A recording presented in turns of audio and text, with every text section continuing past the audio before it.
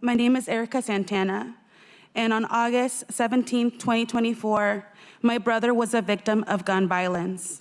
There are so many factors that could have prevented his untimely death. My sister and I were the older siblings of my brother David.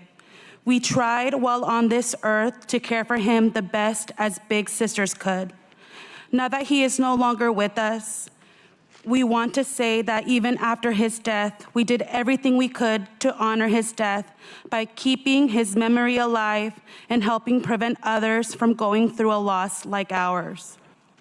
Even though we cannot control others from committing acts of violence, this after-hours regulated legislation will play a part in helping combat many factors that contribute to so many acts of lawlessness and deaths that are yet to be justice for.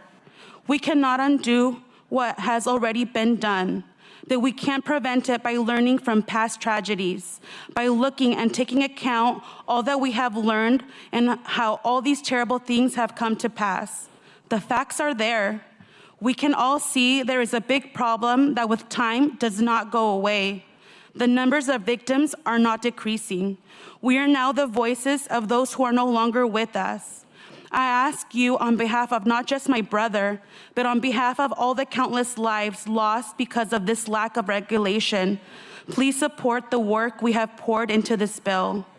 Start off by sharing with you what is the problem that we are trying to solve.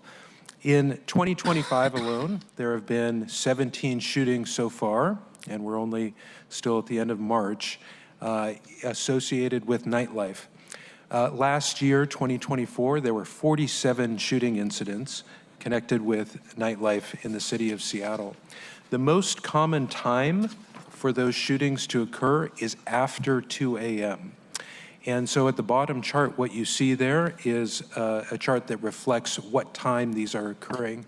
Of the 17 shooting incidents, this is just for 2017, you'll see 11 of those, this is just nightlife associated shootings, 11 of those occurred between the hours of 2 and 6 a.m. That's the real nexus of the issue that we are trying to solve here with the legislation today. I want to speak specifically as to what this legislation does and does not do. So the purpose is to provide the city with additional tools to improve security at after-hours nightlife locations.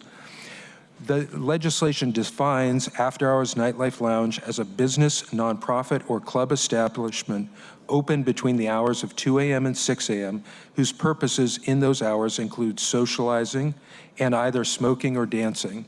To be clear, this legislation would not apply to bars or nightclubs that close at 2 a.m. It would not apply to restaurants that stay open after 2 a.m. And it would not apply to other specialty niche groups such as adult entertainment venues that are regulated elsewhere in our city code.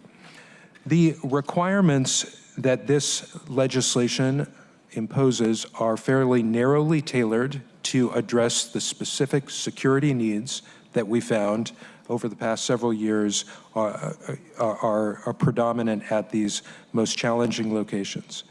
First off, it requires that they obtain and comply with all city permits and licenses. Second, employ at least 2 security personnel, trained security personnel. Third, that they operate video surveillance at entrances and exits. Fourth, prevent weapons from entering the premises using either pat-down or metal detectors. Fifth, have a safety plan, a well-established safety plan that is submitted to the city. And finally, allow the entry by all city peace officers, whether Seattle Police or others, during operating hours, just like any other licensed bar